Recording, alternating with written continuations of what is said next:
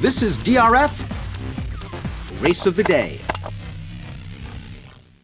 Hi, everybody. Dan Illman, Mike Beer, the DRF Race of the Day for Thursday, July the 29th, race number 9 at Saratoga. It's 100 grander. The John Morrissey Handicap for New York breds going 6.5 furlongs. Download your DRF Bets app and take advantage of this great new offer. Double your payout on Arad Ortiz ridden winners at Saratoga exclusively on the DRF Bets app.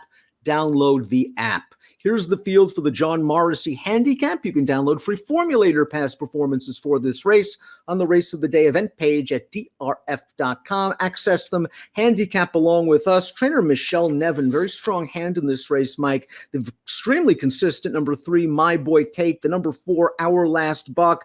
Coming off some solid figs and some solid races.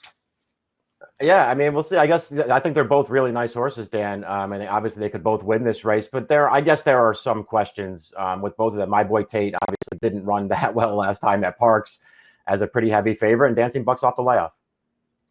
This is a very competitive field. I'd ask everyone to try to find a little value in here. We'll throw up the Timeform US pace projector. The pace should be solid. Foolish Ghost just scored at Monmouth last time out on the lead.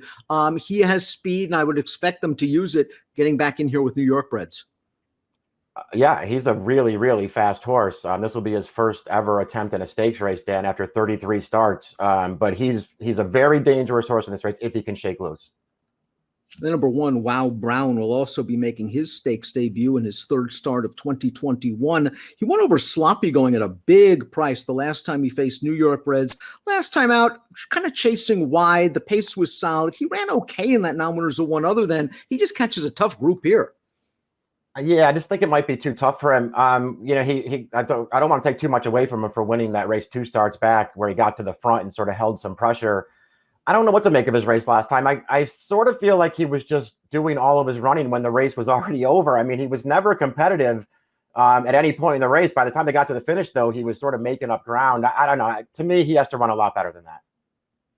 There might be some concerns that the 2 Captain Bombastic is off form, but I think you could make excuses for both of his runs this year at 4. The affirmed success, his first start back. It was his first race off of a lengthy layoff. He just didn't fire that day. And last time out in the commentator, not only did he catch a wet track, but he caught Bankit, who not only is one of the better New York bred horses around, he's a pretty good older horse for Asmussen, third in the Monmouth Cup in his subsequent start with a 96 buyer. Yeah, I mean, I'm happy to give him a pass for the last one, the muddy track. I don't think he really wants to go. He always wanted a mile before. I don't really think he wants to go that far. His race 2 back off the layoff is a little bit harder for me to make excuses for. He was really bad in that race, and they bet him like they thought he was going to run. I don't know what the deal was there, Dan. I know he's better than that. I really do prefer him sprinting. He's going to switch barns again for this. I just like his running, so I think he's going to get a good trip in here. I'm going to expect him to run a better race. He is a stakes winner over course and distance. My Boy Tate, his uncoupled stablemate, is up next. He was a disappointment last time out against open allowance foes at Parks. The winner of that race is okay. Came back to run third with an 87 buyer, then won at Parks with an 85. Very solid over wet tracks, however, Mike. Can't make the wet track an excuse, although I guess maybe you could say, well, wet tracks aren't the same. Maybe. I don't know. I don't know what to say about his last race. He just never really picked anything up in that spot. It was pretty disappointing at a short race. That was a good field he was facing, though. I don't think you want to be too hard on him. Just say he went to Parks and got beat by a bad group. That was a good field of horses. We'll see. His races 2 and 3 back, they make him really, really tough in here. I like this horse sprinting. I really like his tactical speed. He's another one, Dan. I'm going to expect that he's going to run a lot better in here. Our Last Buck, the number 4, has won his last 4 starts over fast going, including this race, the Say Florida Sandy, on January the 9th. And Our Last Buck did get a setup in this race, but he really fired in the stretch. He beat a couple of next out winners. The question is, where's he been? Yeah, a long layoff for this horse, so we'll see what we get as he comes back. And not only does he come back, then he comes back going 6.5 now. I know he handled the cut back to 7 last time, but he's been mostly a longer distance horse. And he got really, really good at the end of last year, though. So if he comes back in that kind of form, he can beat this field. Rudy Rodriguez wheels the number 5. What do you think now, back on relatively short notice after taking on some tough competition last time out? Nice open allowance field going 7/8 over a wet track. He's got really good tactical speed. I think he's going to sit a good trip sitting just off the lead. And the last time he was in against New York Reds, solid stakes placing in the affirmed success. Yeah, he ran fine in that race. I have no problem with the race that he ran in the affirmed success. I mean, he had things go his way that day because the horse who was supposed to be on the lead in their winner's left just totally blew the start, and it sort of left this horse in a really good trip. He was only second best, but Bank on Shea is pretty nice. Listen, he ran against Following Sea and Bo Liam in his last 2 races. Either of those 2 horses would be an odds-on favorite in here. This horse is getting class relief in this race. Morning Breeze, the number 6, found a field he could handle last time out at Belmont. That's a race we're going to watch right now. Nice move to split horses to get up here over a couple of next out winners. He was listed as a vet scratch on July the 3rd. Pat Reynolds takes over. Always been a solid horse in his career, lots of seconds and thirds. I do wonder if the last time was the time. It probably was. If nothing else, it was nice to see him finally win a race last time because it had been a long time since he's gotten one. We'll see. He's going to show up and run his race day, and that's what he does, but I'll be surprised if he wins.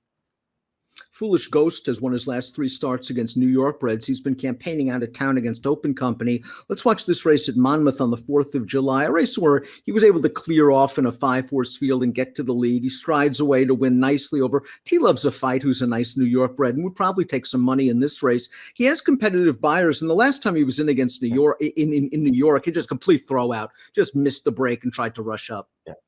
Yep, he blew the start that day. Otherwise, his form is rock solid. His last 3 starts surrounding that bad start back in April, they're really good performances. They had all races where he was able to get control. We'll see if he gets control in here.